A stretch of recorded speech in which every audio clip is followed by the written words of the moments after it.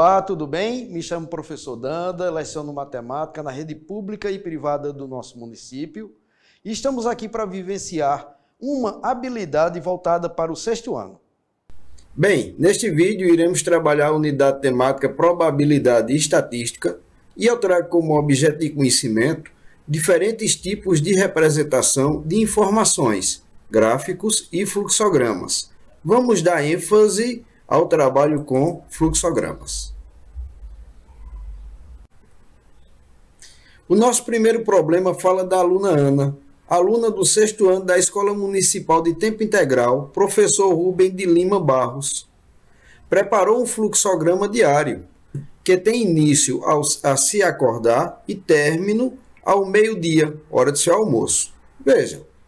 Bem, a princípio nós temos aqui, quando ela se acorda. Após ela se acordar, ela vai fazer a sua higiene pessoal. Depois de sua higiene pessoal, ela toma um café da manhã. A partir daqui, ela tem dois passos a seguir. O primeiro passo é se for dia do meio de semana.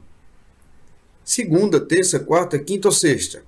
Então, se for um desses 5 dias, após o café da manhã, ela vai estudar. E depois de estudar, até o meio-dia, ela vai almoçar. Danda, aqui você disse que ela tem 2 caminhos a seguir. Um, você falou que se for dia de semana. Está aqui o outro, se for final de semana. E se for final de semana, ela tem mais 2 caminhos a seguir. No caso, se for sábado ou domingo e estiver dia de sol, ela vai para o parque ecológico. Fica lá até o meio-dia, que é a hora do seu almoço.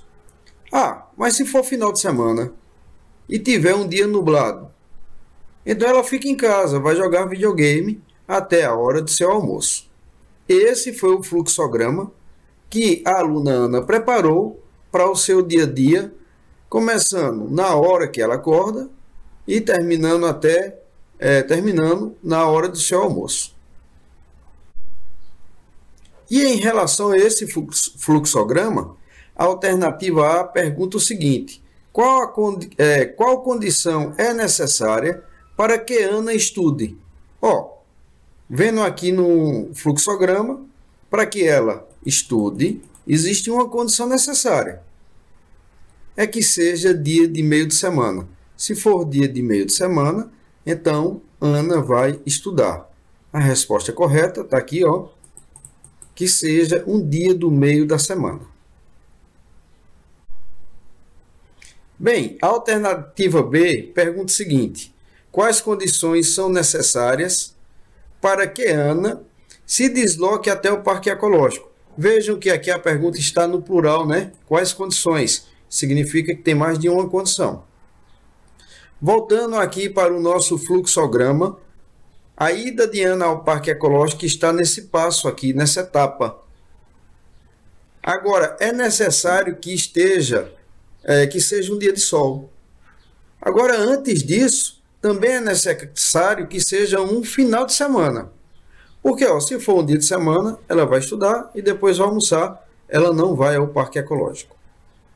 Então, as duas condições necessárias são: tem que ser um dia de final de semana, está aqui, tem que ser um final de semana. Além disso, que esteja ensolarado, ou seja um dia de sol. Tendo essas duas condições, aí sim ela vai ao parque ecológico, fica lá até a hora do seu almoço.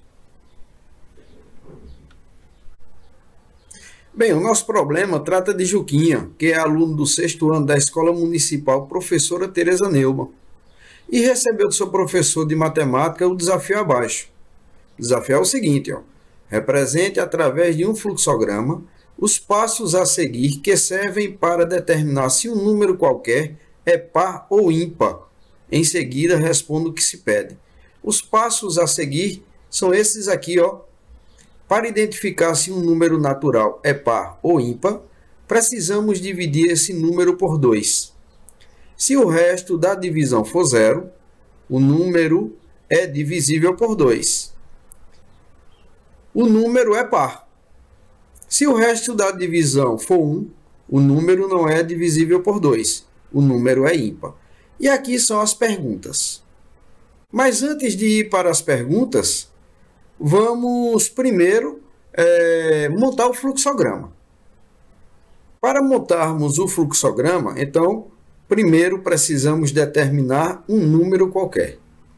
E aí, para identificar se o número natural é par ou ímpar, precisamos dividir esse número por 2. Então, determinamos aqui um número qualquer, dividimos esse número por 2. Se o resto da divisão for 0, ou seja, quando dividir esse número qualquer por 2, o resto da divisão for 0, o número é divisível por 2. Vejam que tudo que tem aqui, nos passos para determinar se o número é par ou ímpar, eu estou botando aqui no fluxograma. Então, se o resto da divisão for 0, o número é divisível por 2, é o que diz aqui nos passos. Agora, se ele é divisível por 2, então ele é um número par.